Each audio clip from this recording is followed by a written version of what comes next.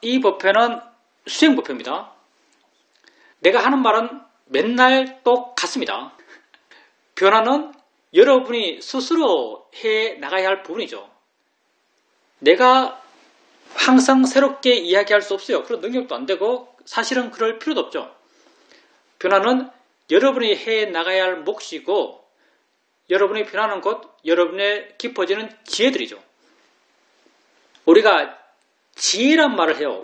지혜란 말을 우리 수행 전통처럼 우리 시오민 수행 전통처럼 많이 쓰는 것은 없어요.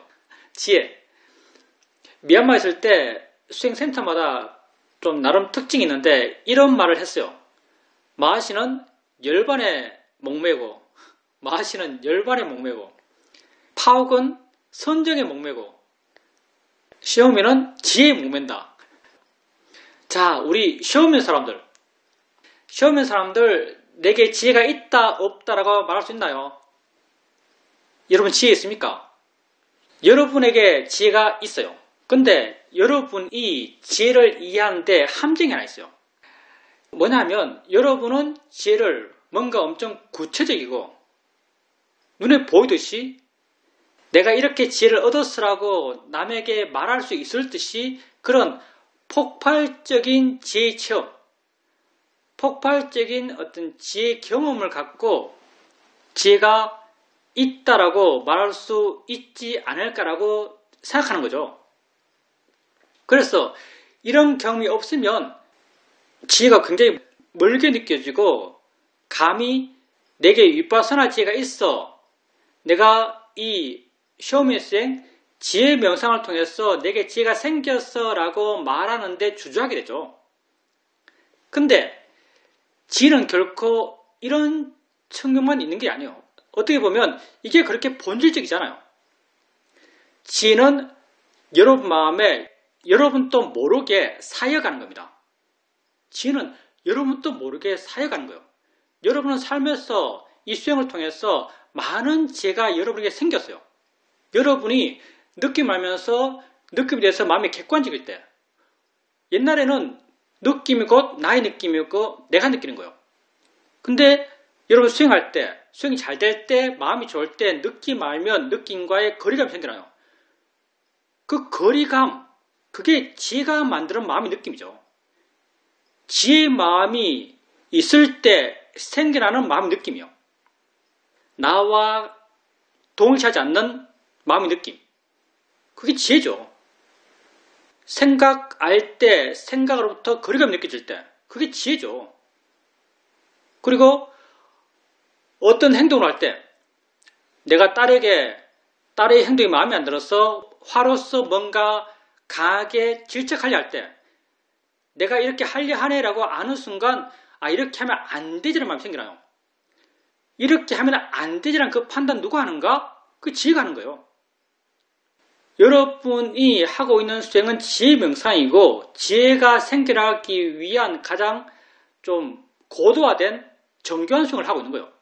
그리고 이 수행을 여러분이 바르게 해왔다면 여러분 마음에 여러분이 알든 모르든 지혜는 생겨나고 있고 생겨왔어요. 많은 지혜가 여러분에게 있습니다. 바르게 수행했다면. 윗바사나 지혜를 흔히 삼바자나의 지혜라고 말합니다. 삼바자나의 지혜. 대인처경에 보면 비구는 바로 들 때, 옷 입을 때, 침묵할 때, 말할 때 분명히 알고 생한다 이렇게 말해요. 분명히 알고 생한다. 이걸 한자로 정지 이렇게 말하는데 빨리어로는 사띠 삼바잖아요. 사띠 삼바잖아. 삼바자나가 지혜를 말하죠. 그러면 삼바자나의 지혜가 어떤 지혜인가? 삼바자나의 지혜는 보통 네 가지로 설명합니다. 첫째가 옳은가 그런가. 둘째가 적당한가 적당하지 않은가. 이걸 아는 지혜예요. 이건 일면 관념적 지혜죠. 예를 들어서 이런 거죠. 나 식당에서 배식을 받고 있어요. 배식을 받고 있는데 줄이 쭉 서 있죠. 내 앞에도 있고 내 뒤에도 사람이 많아요. 밥을 뜨고 반찬을 떨려 하는데 내가 아주 좋아하는 고등어찜이 나왔어요. 하나를 떴어요. 아무 마음의 가치 없이 하나를 떴어요. 그리고 욕심이 나서 하나 더 뜨려고 그래요. 하나 더 뜨려 그래요. 그러면 여러분은 어떻게 반응하죠? 하나 더 뜨려는 걸 여러분이 안다면 여러분 마음에 어떤 마음이 생겨나요? 그게 옳은지 그런지를 판단하는 마음이 생겨납니다. 안다면 생겨날 수밖에 없어요. 내 행동을 안다면 이 옳은지 그런지를 판단하는 마음은 생겨날 수밖에 없어요. 당연히 마음은 그러다는 걸 보여주죠. 마음은 그러다는 걸 보여줘요. 그리고 뭐 해요? 그리고 뒤를 돌아봅니다. 뒤를 돌아보고 몇 명 남았지? 덩어리 몇 개 남았지? 이걸 또 봐요. 그러면서 마음은 또 판단해요. 적당한지 적당하지 않은지를. 이렇게 옳은가 그런가 적당한가 적당하지 않은가의 지혜는 저절로 생겨납니다. 그렇게 이게 심오한 지혜인가요? 아니에요. 알아차림이 있다면 알아차림이 있다는 것은 곧 다른 좋은 마음의 힘도 좀 있다는 거죠. 내가 하고자 하는 것, 내 의도를 고등어를 하나 더 뜨려고 하는 마음은 아주 강한 마음이에요. 사실 알기 쉬워요. 고등어를 하나 더 뜨려고 하는 나의 의도를 안다면 아는 순간 바로 생겨납니다. 이 생겨나는 것을 여러분이 이거 생각해 봐야 돼. 하나 더 뜨는 게 옳을까? 뒤에 몇 명 남았는데 이게 적당할까? 이렇게 계산할까요? 계산을 필요치 않습니다.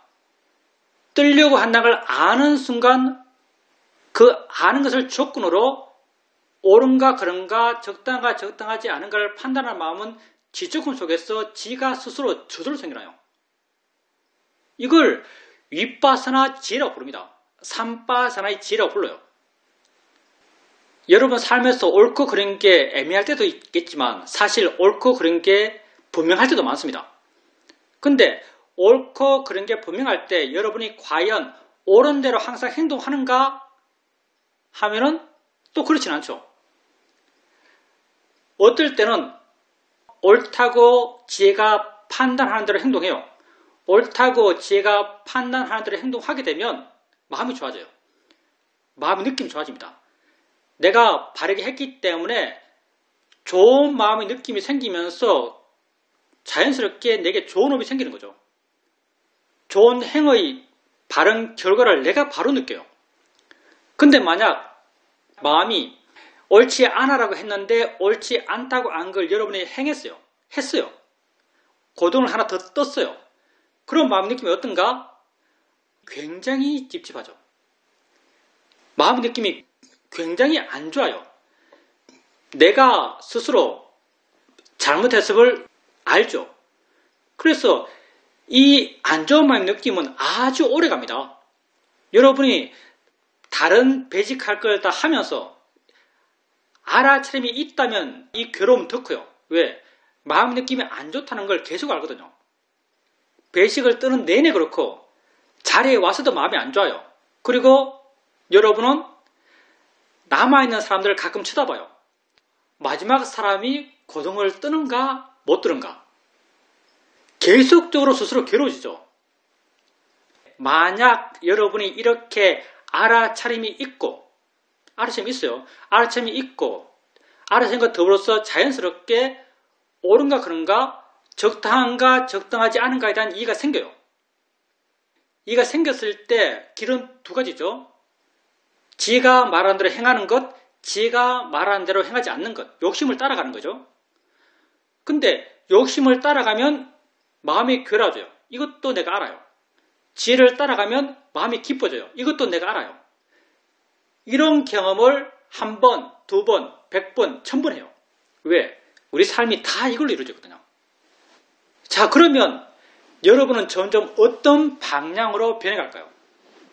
여러분은 점점 알아차림이 있고 옳고 그런 걸 명확히 판단하고 옳고 그런 것의 명확한 판단은 여러분이 하는 게 아닙니다.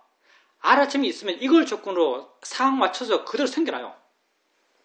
그리고 이렇게 마음이 옳고 그런 걸 판단하면 점점 옳은 걸 행하고 옳지 않은 걸 행하지 않는 사람이 되어가요.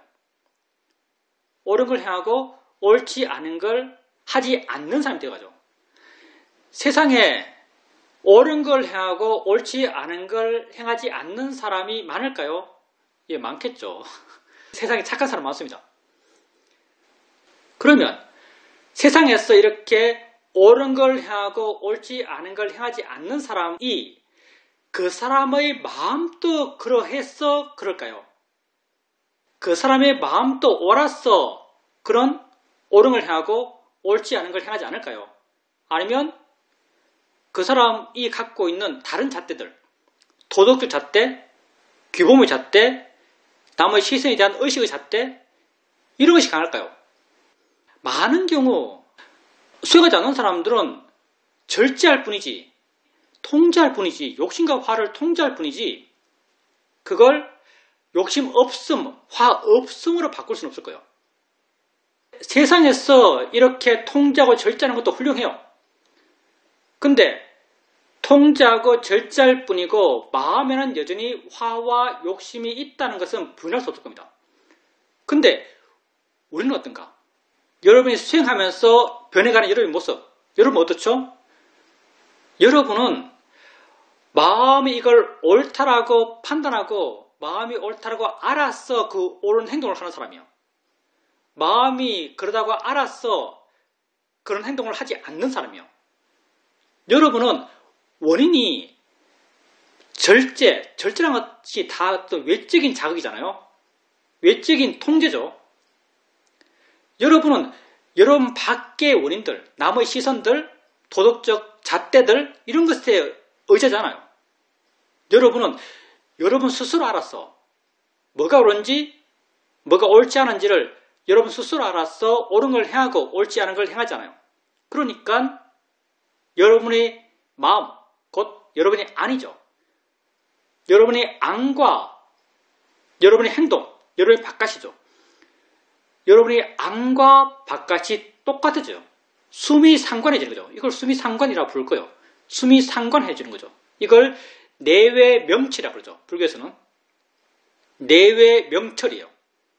안과 밖이 밝게 뚫렸다고 하죠. 내외명철.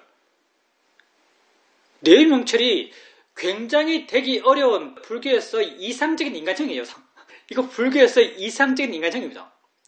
근데 여러분 이렇게 안 되겠어요? 여러분 이렇게 안 되어 왔어요? 지금 수행에 오면서 좀 더 이렇게 되지 않았나요? 여러분은 수행에 오면서 좀 더 이렇게 되어 왔어요. 왜? 옳다고 마음이 알았어.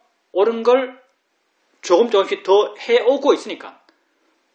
알아채는 것 더불어서 옳지 않다고 알았어. 옳지 않은 걸 조금씩 안 해오고 있으니까. 그렇게 안의 마음과 바깥의 행동이 다 뚫려 밝은 거죠. 내외에 명철한 인간이 됩니다. 아주 수준 높은 반야가 있는 지혜로운 불교적 인간형이에요. 근데 이게 우리에게 그렇게 멀리 있나요? 그리고 이게 그렇게 수준 높나요, 사실요? 우리도 말했죠? 삼바잔의 지혜의 첫째, 둘째가 이거예요. 옳은가 그런가? 적당한가 적당하지 않은가? 이건 관념적 지혜고 어느 측면 세상의 지혜예요. 다시 말하면 별로 깊은 지혜가 아니에요. 알아차림이 있다면 저절로 따라오는 지혜들이죠. 그리고 삼바잔의 세 번째 지혜. 삼바잔의 세 번째 지혜는 있는 것을 있는 그대로 아는 지혜입니다. 있는 것을 있는 그대로 아는 지혜. 세상 사람들은 저 모양, 저 색깔, 저 이름, 저 가치, 저 내용들이 진짜라고 믿고 그 진짜에 휘둘려요. 근데 법을 이해하는 사람, 있는 것을 있는 그대로 아는 지혜, 이게 사실 법을 이해한 지혜죠. 법을 이해하는 사람은 이 너머의 것을 알아요. 이 이면의 것을 알죠. 빨갛고 노랗고 파랗다가 진짜가 아니고 보인다가 진짜라는 걸 알아요. 새소리, 바람소리, 장수소리, 시끄러운 소리, 욕하는 소리가 진짜가 아니고 들린다라는 것이 진짜라는 걸 알아요. 간지러운 느낌, 따가운 느낌, 아픈 느낌 이런 게 진짜가 아니고 느껴진다는 것이 진짜인 걸 알아요. 이게 있는 것을 있는 그대로 아는 지혜죠. 왜? 그게 진짜니까. 여러분이 집안에서 차 소리 들을 때 진짜는 차가 아니잖아요. 진짜는 소리죠. 근데 여러분이 화내고 욕심내는 것은 차에 대해서 차를 몰고 있는 운전사에 대해서 화내고 욕심내죠. 그래서 이렇게 있는 것을 있는 것으로 아는 사람, 그런 사람들은 그 있는 것이 만들어내는 관념의 세상, 모양, 색깔, 위치, 크기, 리듬, 내용부터 마음이 고통받잖아요. 화나고 욕심내잖아요. 내가 화냈던 그 원인들은 진짜가 아니니까. 내가 두려워했던 그 생각의 내용은 진짜가 아니에요. 내가 그냥 생각 내용만 일으킨 거죠. 내가 화냈던 그 차의 크랙션 소리는 진짜가 아니에요. 소리가 진짜죠. 집에 있는 사랑스러운 개가 짖는 소리와 내 밖에서 차가 크랙션이 울려서 내는 소리가 진짜는 똑같아요. 이런 죄가 있는 사람을 삼바자나의 세 번째 죄가 있는 사람, 이렇게 말해요. 그게 있는 것을 있는 그대로 아는 죄죠. 그리고 삼바자나의 네 번째 죄, 가장 수준 높은 죄죠. 삼바자나의 네 번째 죄는 그 실자는 것의 특성을 이해한 죄. 그게 무상하고 고이고 모아임을 알고 있는 지혜가 있는 사람. 무상고 모아의 지혜, 이걸 삼바자나의 네 번째 지혜라고 말합니다. 삼바자나의 네 번째 지혜, 이게 여러분에게 그렇게 멀리 있나요? 여러분 느낌할 때 내가 느끼는 게 아니고 느낌? 지 스스로 있어. 이런 이해가 마음에 없나요? 소리 들을 때 저게 내가 듣는 게 아니고 소리 지가 스스로 있어. 이런 이해가 마음에 없나요? 계속 그렇게 봐왔다면, 바른 방향으로 꾸준하게 수행해 왔다면 여러분 마음에 이런 이해들이 크든 작든 조금씩 있을 겁니다. 여러분이 느낌할 때 어떻게 해서 느낌과의 거리감이 느껴지는가? 이런 죄가 있기 때문이죠. 소리 들을 때 어떻게 소리 들어서 마음이 조금 객관적이 된다고 느껴지는가? 이런 삼바자나의 네 번째 죄가 있기 때문이죠. 생각할 때 그 생각에 대해서 마음에 어떻게 여유가 느껴지는가? 생각과 나를 동시하지 않는 생각의 모화성을 이해한 그런 삼바자나의 네 번째 죄가 있기 때문이죠. 이렇게 여러분에게 지혜가 생깁니다. 지혜란 게 결코 아주 심오하고 아주 어렵고 아주 경험하기 힘들고 그런 것이 결코 아니라는 걸 알아주길 바랍니다. 지혜는 여러분 마음에 살아있는 거예요. 마음의 방향성만 조금 바르게 하면 지혜는 그냥 생깁니다. 우리가 이 정도 바람이는 다 갖고 태어났어요. 여러분 인간으로 태어나기 굉장히 힘듭니다. 다음 생의 조건을 결정하는 것이 이전 생의 마지막 마음이라 그러죠. 마지막 마음이 아주 좋은 존재만이 이번 생에 인간으로 태어나요. 그래서 우리가 기본적으로 이 정도의 바람일들, 이 정도 마음의 힘들, 이 정도 좋은 마음의 힘들을 갖고 있어요. 마음의 방향만 조금 바르게 해주면 지가 생겨나요. 무슨 말인가? 대상이야 하면 마음이 가벼워져요. 지가 생긴 거예요. 자니치야 하면 마음이 물러나요. 지가 생긴 거예요. 지를 여러분에게서 멀리 있는 것, 경험하기 힘든 것, 이렇게 생각하지 마십시오. 지는 여러분이 갖고 살고 있는 거예요. 그리고 여러분은 그러한 지혜를 좀 더 힘있게, 좀 더 지 스스로 조건되면 일어나게, 그렇게 하기 위해서 수행을 해갈 뿐이죠. 바르게 수행해 나간다면 이러한 지혜들은 커져갈 수밖에 없습니다. 이건 여러분 삶에서 사실은 무수하게 경험하는 겁니다. 그래서 나는 왜 이렇게 오랫동안 나름 열심히 수행을 해도 지혜가 안 생기지? 라고 생각하지 마십시오. 그건 여러분이 지혜를 잘 몰라서 그래요. 지혜를 모르면 지혜가 안 생길까요? 지혜가 뭐지? 하면 할 말이 없어요. 누가 내게 너 지혜 분석 한다면서 지혜가 뭐야? 하면 할 말이 없어요. 생각해보니까 모르겠어요. 지혜가 뭔지 모르면 지혜가 안 생길까요? 여러분이 지혜가 뭔지 깜깜해도 지혜는 생깁니다. 왜?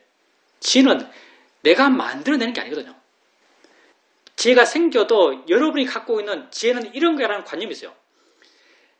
지혜는 이런 거라는 관념이 안 맞아서 여러분이 지혜가 생겨도 지혜 있는 걸 몰라서 그렇지, 여러분이 하고 있는 수행은 지혜가 생기는 방향으로 특화된 수행입니다. 바르게 수행을 해 나간다면 지혜가 생기지 않을 수가 없고요. 바르게 수행해 온 여러분에겐 많은 지혜들이 이미 생겨 있어요. 여러분이 항상 지혜를 너무 크게만, 너무 깊게만, 너무 심오하게만 바라보려 하니까 진짜 있는 여러분의 지혜가 있는 걸로 안 느껴지죠. 근데 정말 심오한 건 지금 있는 여러분의 지혜예요. 그렇게 바르게 계속 수행해 가십시오. 마음이 알아서 지혜를 키워갈 겁니다. 질문입니다. 한 번은 수영장에서 수영복을 갈아입고 있는데 그 순간 마음의 질적 수준이 순간 확 바뀐다는 느낌이 들었습니다. 마치 시력 검사를 할 때 다른 안경을 꼈을 때 시야가 확 바뀌듯이 마음의 수준이 확 바뀌었습니다.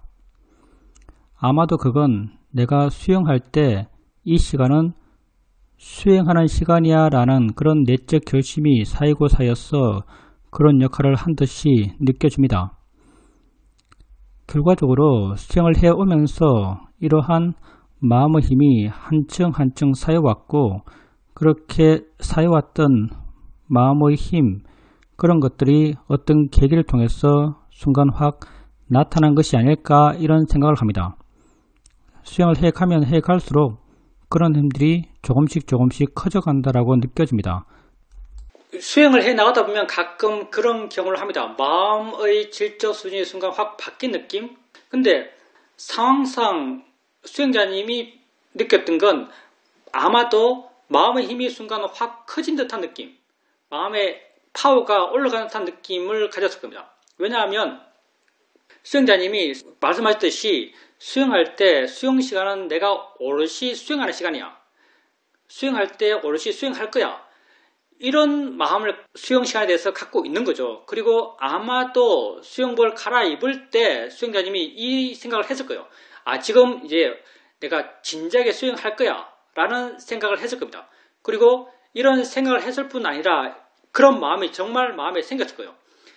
이런 마음이 생기면 마음의 에너지가 올라갑니다. 에너지가 올라가요. 그리고 에너지가 올라가게 되면 내가 하고 있는 것이 이전과 다르게 느껴져요. 훨씬 더 알아차림이 좀 파워풀하게 느껴져요. 강하게 느껴져요. 좀 더 수행한다는 어떤 자기 자각이 더 강해져요. 그래서 그런 생각을 가졌을 때와 그런 생각을 가지 않았을 때의 어떤 마음의 질적 차이가 강하게 느껴집니다. 내 같은 경우도 이렇죠. 내가 좌선할 때 미얀마에서 사이드랑 인터뷰 맨날 하면서 좌선할 때 앉아서 저는 상당히 번뇌스럽지만 이번 시간에 뭔가 인터뷰거리가 생겨야 될 텐데 하면 마음의 파워가 쫙 올라가요. 뭔가 인터뷰거리가 생겨야 될 텐데 그러면 마음의 파워가 쫙 올라가면서 알아차림이 굉장히 힘있게 돼요. 상당히 번뇌스럽지만 이게 수행에서 아주 도움이 됐어요. 사실은 사마타 수행을 하는 목적이 이거거든요. 사마타 수행은 윗바사나 수행이 보조 수행이에요.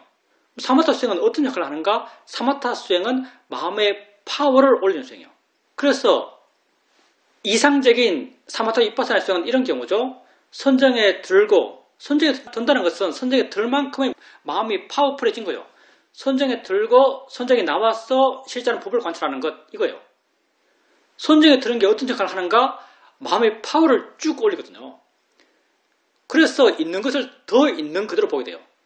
있는 것을 더 있는 그대로 보게 되니까 있는 것의 특성, 성질, 작용, 모화성 그런 것에 대해서 더 쉽게 마음이 통찰하게 되는 거죠. 이게 사마타 수행의 역할이죠. 근데 우린 사마타 수행을 안 하니까 내 같은 경우는 그런 체험을 이번 시간에는 인터뷰거리가 하나 생겨야 될 텐데 하면서 그런 역할을 했고요. 수행자님 같은 경우는 수행해야겠다는 수행을 꾸준하게 열심히 이어지게 해나가겠어 라는 자기 결심이라고 할까요? 그런 각오가 남다른 것 같아요. 사실 그건 순수하게 수행자님 내적인 결심이잖아요. 누가 봐준 것도 아니고 뭐 인터뷰 보고를 해야 되는 것도 아니에요. 단지 수영하는 1시간 동안 내가 수행을 밀도 있게 잘하겠어 라고 마음을 먹는 거죠. 이렇게 마음을 먹는 순간 마음의 파워가 쭉 올라가는 거죠. 이게 수행자님에겐 수행을 잘할 수 있는 그런 마음의 조건을, 그런 결심이 만들어줍니다. 근데 또 아셔야 될 것이, 이런 결심을 한 그 순간의 마음은 파워는 올라갔지만 다른 마음의 조건은 별로 좋지가 않아요. 왜냐하면 그거 다 내가 하는 것이거든요. 사실은 나라고 하는 게 아주 강해요. 근데 이렇게 파워가 올라간 상태에서 우리가 해왔던 바른 수행, 나를 줄여가는 수행, 가볍게 알고 자유롭게 알아가고, 아는 마음을 알아가고, 아는 마음을 위치 없이 이해로서 알아가고, 이렇게 파워가 올라간 상태에서 바른 수행을 해 나가다 보면 파워는 그대로인데 다른 마음의 조건들, 지혜의 조건, 알아채의 조건, 어떤 고유함의 조건, 이런 조건들은 파워가 힘 있는 만큼 점점 좋아져가요. 그래서 균형을 맞추거든요. 그래서 이렇게 마음의 힘이 커졌을 때 수행자님이 해야 될 것은 단지 바른 수행을 하려고 하면 돼요. 마음의 힘이 커진 그 상태가 궁극적으로 좋은 상태라고는 생각하지 마세요. 내가 한 건 다 별로 안 좋은 거예요. 그때 수행자님의 마음이 그렇게 변했던 것은 이 시간, 이 1시간 수행하는 동안 내가 밀도 있게 수행하겠어. 밀도 있게 수행해야 할 시간이야. 이런 생각을, 내적 각오를 해줬기 때문인데, 이 각오는 누가 했는가? 이 각오는 내가 했어요. 내가 한 건 결코 마음의 질을 좋게 하지 못해요. 사실 밸런스가 무너진 거죠. 그렇지만 하나의 좋은 마음, 마음의 힘, 노력이라면 노력이겠죠. 마음의 힘이 커진 건 사실이에요. 그리고 마음의 힘이 커진 상태에서 수행을 바르게 해 가셔야 돼요. 그 상태에 계속 머물러 있어야 되는 게 아니고요. 수행을 바르게 해 가셔야 됩니다. 그러면 마음의 힘은 그대로 좋은 상태에서 다른 좋은 마음들, 내가 줄어들고 이해가 생겨나고 알아차리는 힘이 좋아져가고, 이런 다른 좋은 마음의 힘들도 함께 좋아져가면서 점점 마음의 힘이 있으면서도 내가 약해져가는, 그리고 나가서 내 마음 상태가 좋은지, 힘이 있는지, 마음의 질이 아까와는 달라졌는지, 이러한 자기 확인도 잘 안 하는 그런 상태. 그게 내가 줄어들어 갔을 때의 마음이 변해가는 방향이거든요. 그리고 이렇게 점점 내가 줄어들어 갔을 때 마음의 조건들이 점점 맞춰져 가면서 새로운 이해들이 또 마음에 생겨납니다. 질문입니다. 그때 사실 내가 마음의 파워를 올린다 이런 생각은 거의 없었고, 그런 직접적 노력도 하지 않았지만 마치 자동차의 기아가 바뀌듯이 마음의 순간 확 바뀐다고 느껴졌고, 1시간 내내 아주 좋은 마음 상태로 그렇게 수행을 했었고, 그 이후로 도반을 만나고 이야기하더라도 계속적으로 좋은 마음이 유지되었고, 집에 왔어도 저녁을 차리고 법문을 들으면서 산책을 하면서도 계속적으로 마음이 가볍고 깨어있는 밝은 마음 상태가 지속되었습니다. 당연히 수행자님께서 그렇게 마음의 파워를 올려야지 이런 생각 당연히 안 했죠. 수행을 잘해야지 이런 생각을 했을 거라는 거죠. 이런 내용 갖고 생각하지 않더라도 수행복 이면서 그런, 수행자님은 모르지만 마음의 내적 각오는 생겼을 거예요. 이런 각오가 마음의 힘을 키우는 거죠. 그때 마음의 힘이 커지면서 마음의 변화가 수행자님은 느껴진 것이고요. 이런 마음은 여러분도 많이 갖잖아요. 수행 잘해야지, 자선하면서 이번 시간 자선 잘 돼야지, 이런 마음을 가져요. 근데 이런 마음을 갖는다 해서 항상 이러한 마음의 변화를 아는가, 마음의 변화를 경험하는가 하면 경험하지 못해요. 왜? 마음의 기본적 수준, 그때 마음의 조건이 별로 안 좋기 때문에 그래요. 그래서 수행자님이 수행할 때 수행을 잘해야지, 이런 내적 각오가 생겼을 때 마음의 변화가 확 생겨나요. 왜 이렇게 마음의 변화가 확 생긴다고 수행자님에게 느껴지는가 하면요, 그때 이미 사실은 마음의 조건이 좋기 때문에요. 그때 마음의 조건이 좋았기 때문에 그게 느꼈고, 수행하면서 수행이 잘 됐고, 수행 잘 된다고 느껴졌고, 그 이후로의 수행의 과정도 좀 수행을 좀 하는 것 같다, 잘 된다라고 느끼는 그런 느낌들이 계속 이어졌던 거죠. 그러니까 결론적으로는 잘했다고 이야기하고 있는 겁니다. 그런 수행적 결심을 하는 것, 그게 일반적으로는 도움이 되는 것 같아요. 일반적이 않은 경우는 어떤 경우인가? 도움이 안 되는 경우는 어떤 경우인가? 알아차림이 계속 이어져서 마음에 내가 의도하지 않은 법에 대한 관심이 계속 이어지고 있는 상태에서 이번 시간에 수영 잘해야지. 이번 시간에는 인터뷰 거리가 생겨야 될 텐데 이런 생각을 일으키는 것은 의미가 없어요. 이건 오히려 그런 것에 방해되고요. 근데 우리의 바람일에서는 일반적으로는 수행 상태의 등락은 계속 있어요. 잘 됐다가 못 됐다가 잘 됐다가 못 됐다가 마음이 좋았다가 안 좋았다가 이런 등락이 계속 있죠. 이게 우리의 일반적인 모습이에요. 이런 우리의 일반적인 모습 하에서는 내가 좌선하든지 아니면 수영하면 수영하든지 이럴 때 이번 시간에는 한번 제대로 수영해 봐야지. 이런 심적 각오를 하는 것 이게 전반적으로 수영하는데 도움이 됩니다. 질문입니다. 어제 법회 시간에 서인스님에게 질문을 할 때 다른 수행적 질문이 아니라 내 몸이 아픈 것에 대해서 질문을 했습니다. 그런데 그 질문을 하면서 서인스님께서 이전에도 내가 그런 질문을 했었고 그 질문에 대해서도 스님께서 같은 맥락으로 말씀하셨다고 말씀하셨습니다. 그런데 내가 생각해 보니까 이전에 그런 질문을 했었고 또 스님께서 다른 법회 시간에도 이런 맥락의 이야기를 많이 해 주셨고 그때를 기억해 보면 그런 말을 들으면서 뭔가 마음에 이해의 느낌도 생길 것 같았는데 지금 돌이켜 생각해 보면 과거에 내가 들었고 과거에 내가 들으면서 이해했던 그런 것의 흔적은 전혀 남아있지 않습니다.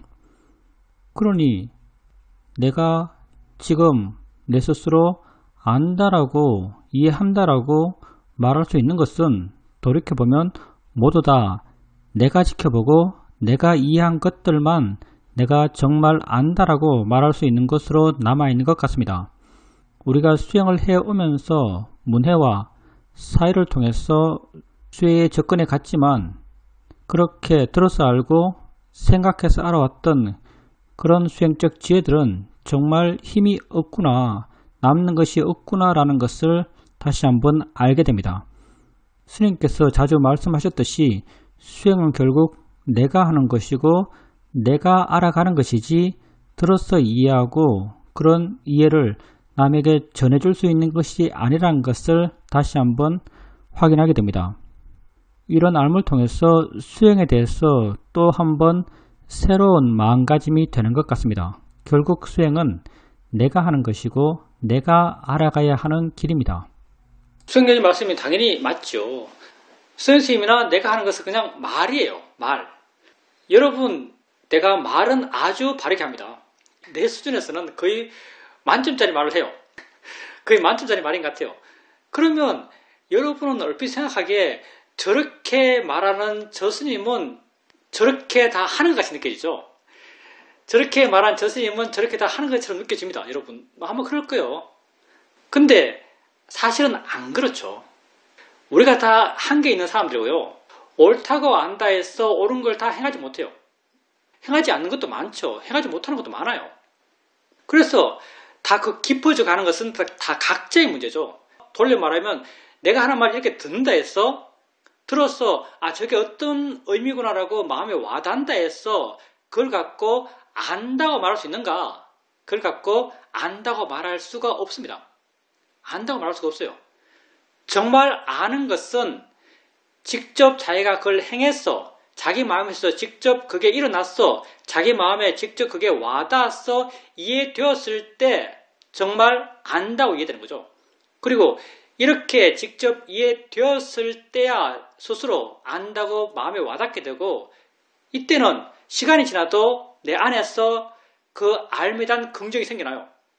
근데 들어서 알고 생각해서 아는 것은 그때 들었을 때 또는 생각했을 때 알 듯해요. 근데 지나고 나면 거기에 대한 긍정이 마음에 안 생겨요, 사실요. 그건 아닌 게 아니죠.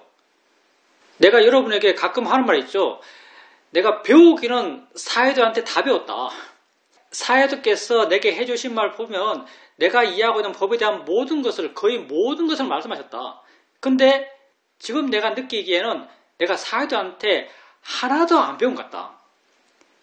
내가 사야도에게 배워서 아는 것은 하나도 없는 것 같이 느껴진다. 이런 말을 했어요, 여러분에게. 왜냐하면 내 안에서 내가 이걸 이해하고 있어, 내가 이걸 알아라고 긍정되는 것은 다 내가 스스로 수행해서 내 마음에서 그런 얘기가 생겼어. 내가 이해했다라고 확인했던 것, 그것들만이 내 안에서 내가 안다라고 스스로 긍정할 수 있는 것이라고 알거든요. 그래서 사이드에게 배운 것은 하나도 없다라고 느껴지는 겁니다. 그러니까 우리가 책으로 공부해서 아는 게 아는 걸까요? 정말 그게 아는 걸까요? 강의 들어서 아는 게 정말 아는 걸까요? 참 허망한 거죠, 사실요. 진짜 알게 되면 그런 것의 무의미함을 압니다. 진짜 알게 되면. 책 읽어서 아는 게 결코 아는 게 아니에요. 들어서 아는 것 결코 아는 게 아니에요. 여기서 아는 것은 지식을 이야기하는 게 아니에요. 지혜를 이야기하는 거예요. 이게 지혜이기 때문에 그래요. 지식이야 1-1은 이하라고 강의했어. 내가 이해했어. 1-1이 이하라고 내가 이해하면 나중에도 그래 1-1은 이 맞지라고 내 스스로 수긍해요. 지식은 가능해요. 근데 지혜는 결코 그렇지 않습니다. 모든 알면 대상과 마음이야. 이거 들었어. 순간 이해할 수 있어요. 보여지는 것, 보는 것, 들려지는 것, 듣는 것. 근데 그게 마음에 와닿는가? 안 와닿죠. 왜? 나는 그냥 관념의 세상에 묶여 살고 있는데 내 보통의 마음은 항상 관념으로 치달려 가는데 어떻게 법의 모습에 대한 설명이 내 마음에 와닿겠어요?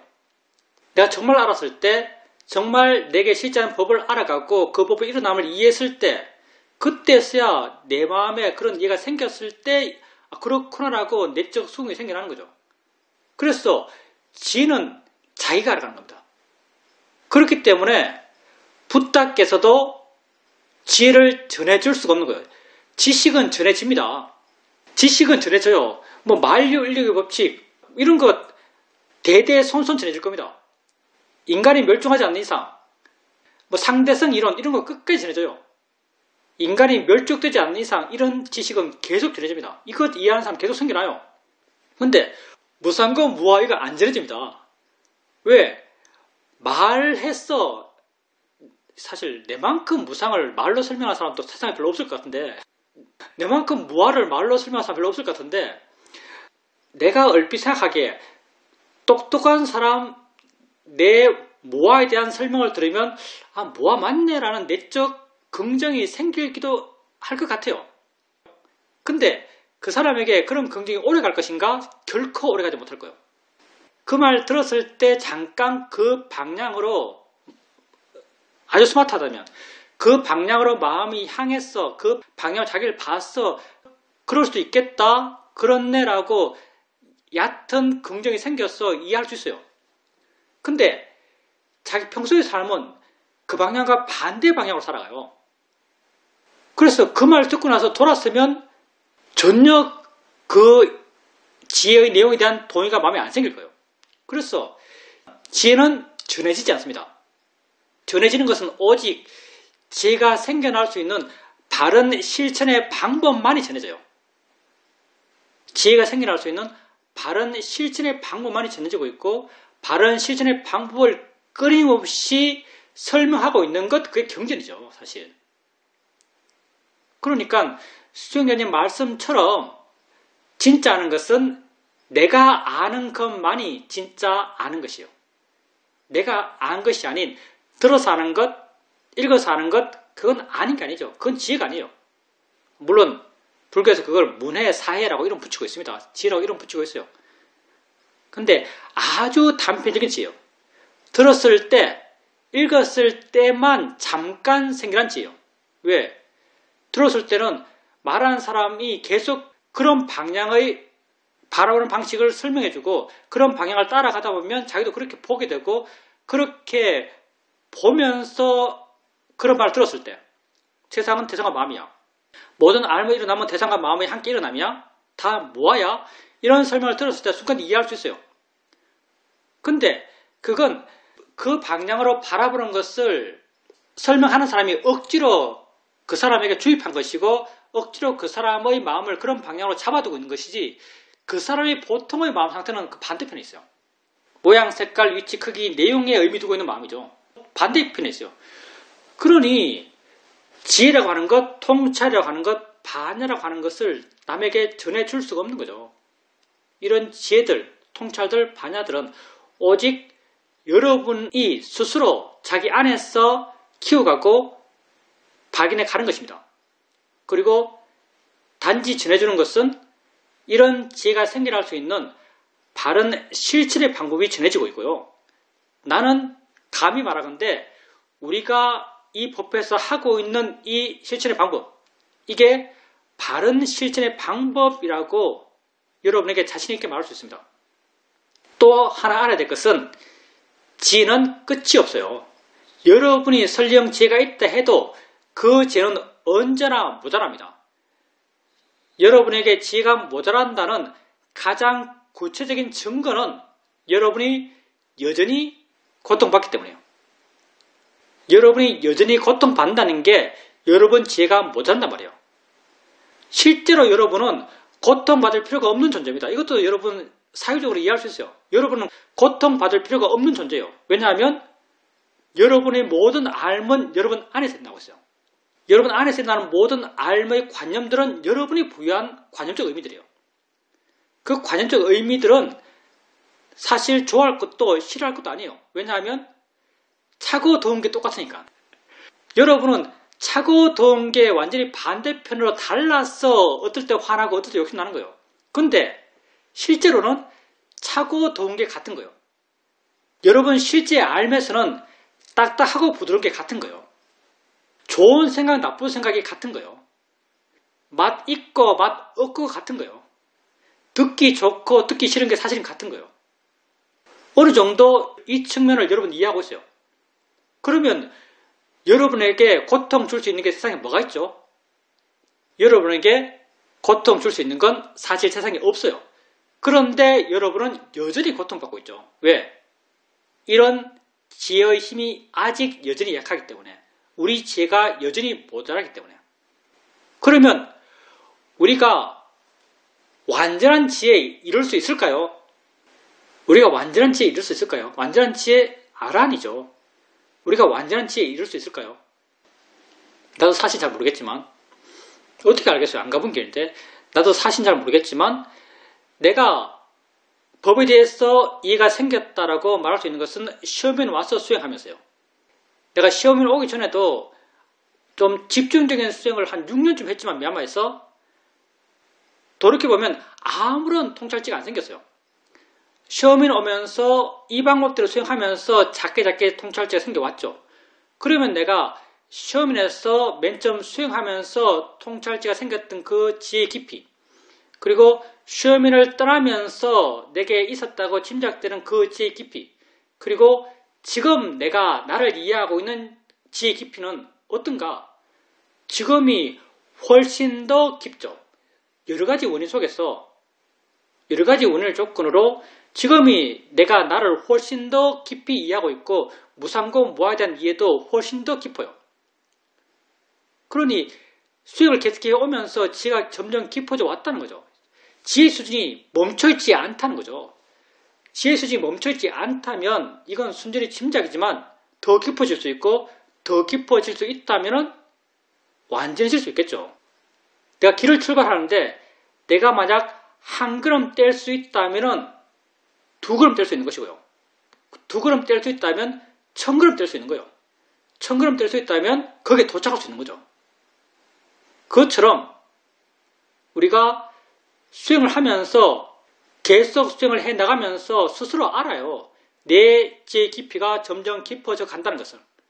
내 지혜가 지혜 수준이 변해간다고 스스로 안다면 더 깊어질 수도 있을 것이고 더 깊어질 수도 있다면 완전해질 수도 있겠죠.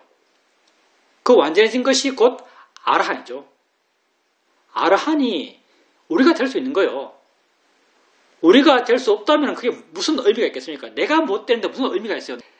남이 아라한 되는 게 뭐가 의미가 있어요? 남 마음 우리가 알지도 못하는데.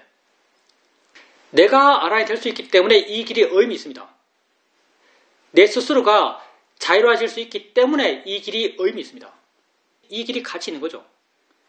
다 내가 가는 길이고 내 스스로 해야 되는 길입니다. 예, 어느 분이 채팅으로 질문을 주셔서 읽어보겠습니다. 그런데 수혜도 계속되는 것은 아닌 것 같습니다. 저는 수혜가 생긴 순간들도 있었는데 번뇌가 또 생기면서 그 생긴 수혜가 약해지곤 했습니다. 그래서 수혜도 무상한 것인가요? 당연히 수혜도 무상합니다. 지혜도 무상해요. 조건 따라 생긴 것은 다 무상해요. 조건 따라 생긴 것, 이걸 상카라로 하죠. 상카라가 뭔가 내게 있는 모든 것이요. 내게 있는 모든 것이 무상해요. 그래서 지혜도 무상하고 나아가서 지혜도 고입니다. 지혜도 고예요, 여러분. 왜? 조건 따라 생겼으니까. 생겼다는 게 고예요. 이게 존재의 고죠. 생겼다는 게 고예요.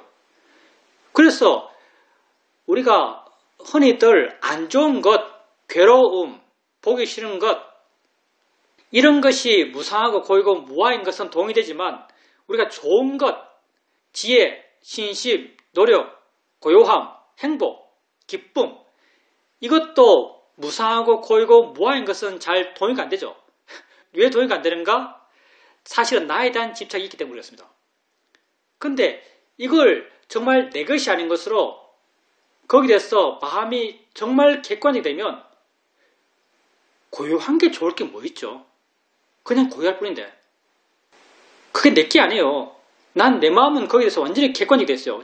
지의 마음은 객관적인 시각을 갖게 하죠. 행복감에 대해서 한번 생각해봅시다. 행복감에 대해서 내가 정말 객관이 된다면, 행복감을 대상으로 정말 이해하고 있다면 그냥 행복한 마음에 행복할 뿐이에요. 그게 좋을 게 뭐 있죠? 세상에 좋은 것은 갖고 나쁜 것은 버리는 건 없어요. 나쁜 게 있으면 좋은 게 있습니다. 나쁜 점은 없애고 좋은 점만 있게 할 수 없어요. 그래서 불교 수행에서의 좋은 것은요, 이 양극단을 모두 떠나요. 슬픔도 떠나고 기쁨도 떠난 거예요.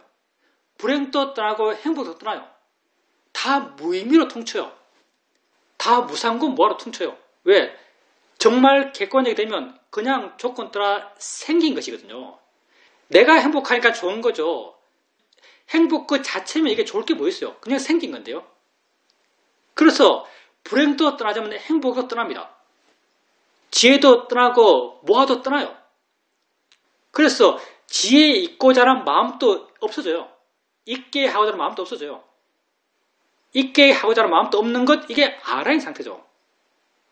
다음색이 없는 아란의 마음이에요. 그러면 이게 무슨 가치가 있는가? 수혜도 이렇게 계속되는 게 아닌데 무슨 가치가 있는가?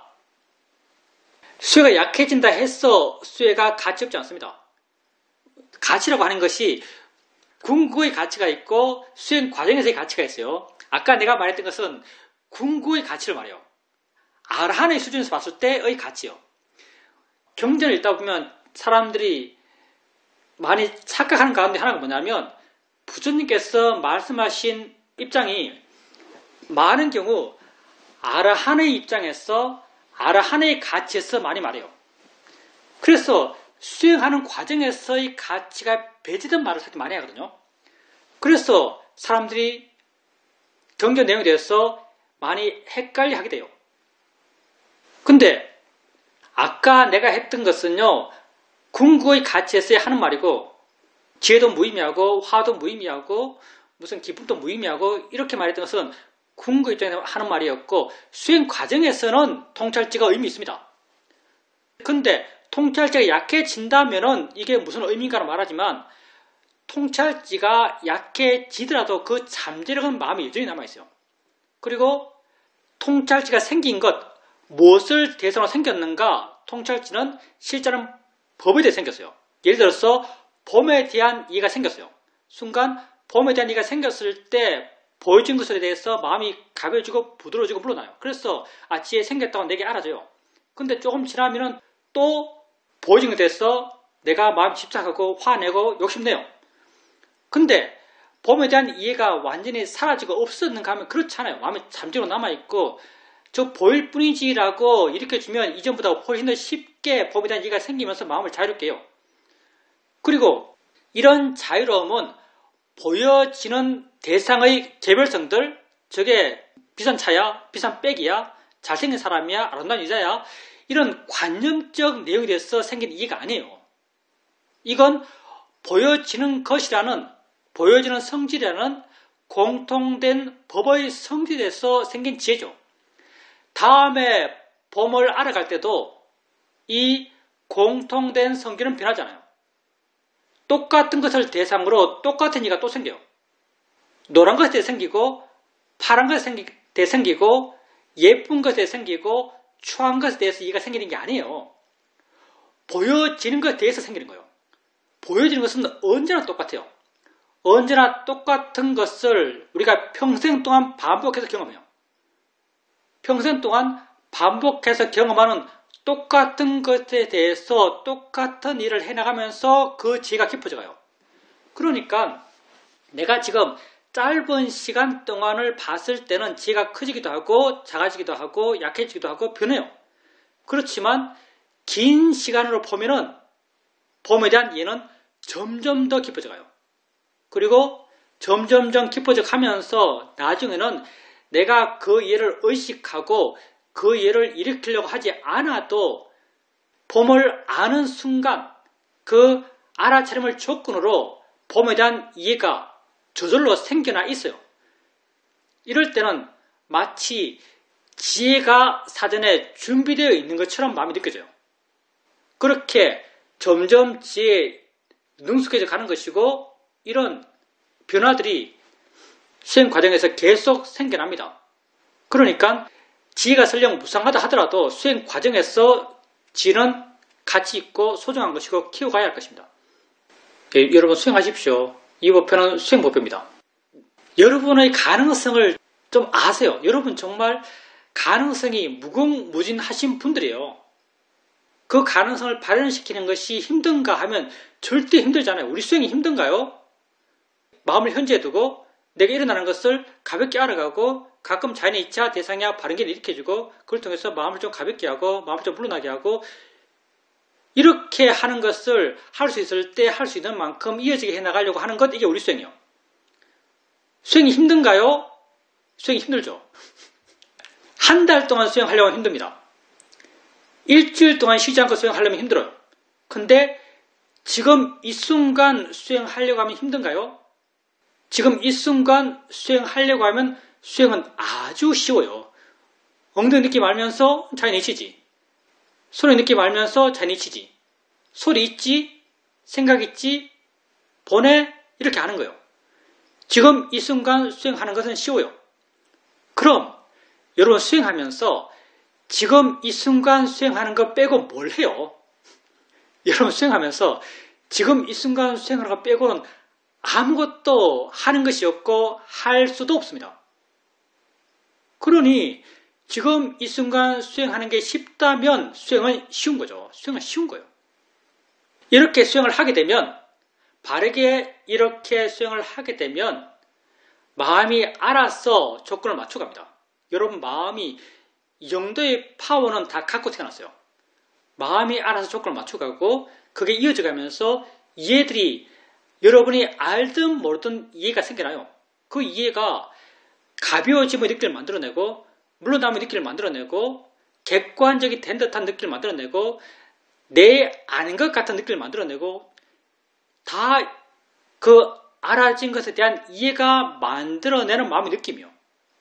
그게 그것을 좀 더 객관적으로 보게 되고 더 객관적으로 보게 되면 더 깊은 이해가 생겨나고 이런 이해가 점점점 깊어져 가는 거죠. 그리고 이런 이해가 만들어내는 나의 상태는 자유로운 상태죠. 자유로운 상태입니다. 우리가 자유롭지 못한 것은 다 알아지는 것에 대해서 자유롭지 못한 거예요.